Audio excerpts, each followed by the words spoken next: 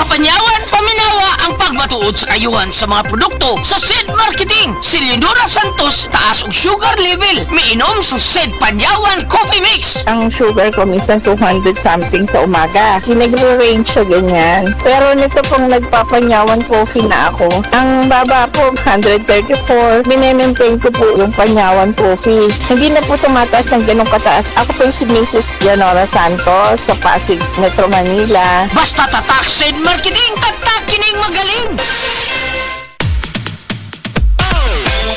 March is here, time to cheer with Super Seed Fest. With Super Seed Fest.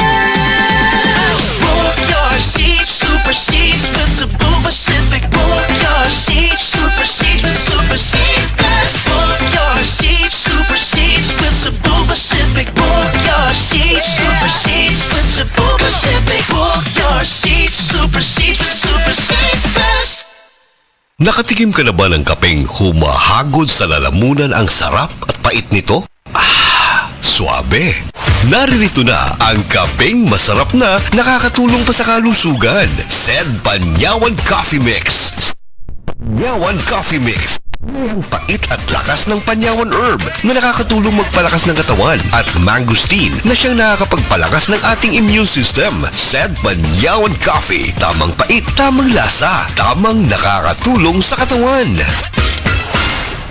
That news was brought to you by ACS Manufacturing Corporation, ISO certified world-class quality. ACS. Love you po para sa FPJ Panday Bayanihan Party List. Nakakataba ng puso na naipagpatuloy ng FPJ Panday Bayanihan ang pamana ni FPJ. Para sa mas maliwanag na kinabukasan, yan ang FPJ Panday Bayanihan Party List. Political ad paid for by FPJ PB Party List, number 72, Project 8, Quezon City. Usa na usab ka paragis bila-bila herbal coffee user ang satisfied sa atong produkto mga kaparagis. Ako si Celisina Semblante, 65 years old, nagpuyo sa Tulingon Mainit, Surigao del Norte. Kaning bila-bila nga cafe, ganahan manggug ko kay kayahay ang lawas, unya mawa imong kabuhi. Mag-inom ka ani kada buntag, gana gyud kay imong paminaw sa imong lawas. Kontento to ko kayo basta kay kada buntag makainom gyud ko ani. Kini ginama sa GFMQ Marketing kaysa paragis bila-bila dili na ka mag-agwanta pa.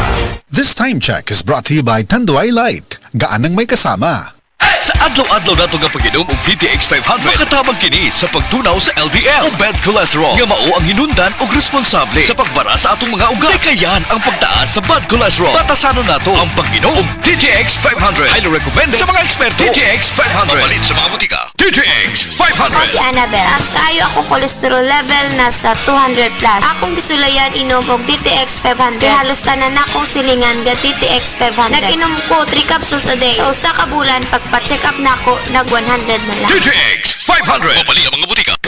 Basta sakit sa atang madliling. Ako si Ricardo, 50 anyos. Dugay na niya akong sakit mao nga nagpakonsulta ko sa espesyalista. Ang findings niya, liver cirrhosis. Pirme magsakit akong tiyan, nagilo akong panit ug mata, dalira ko kapoyon ug pirme ko kutas. Mas grabe pa, kay musukan ako og dugo. Ingon ang doktor nga lisod ni tambalan ug mahal ang gasto apan wala mi kwarta. Usa ka higala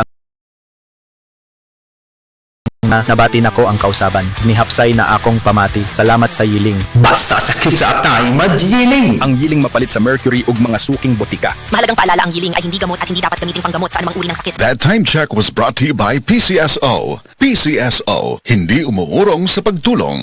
Oras, hatod ka nato sa Camel Soy Sauce.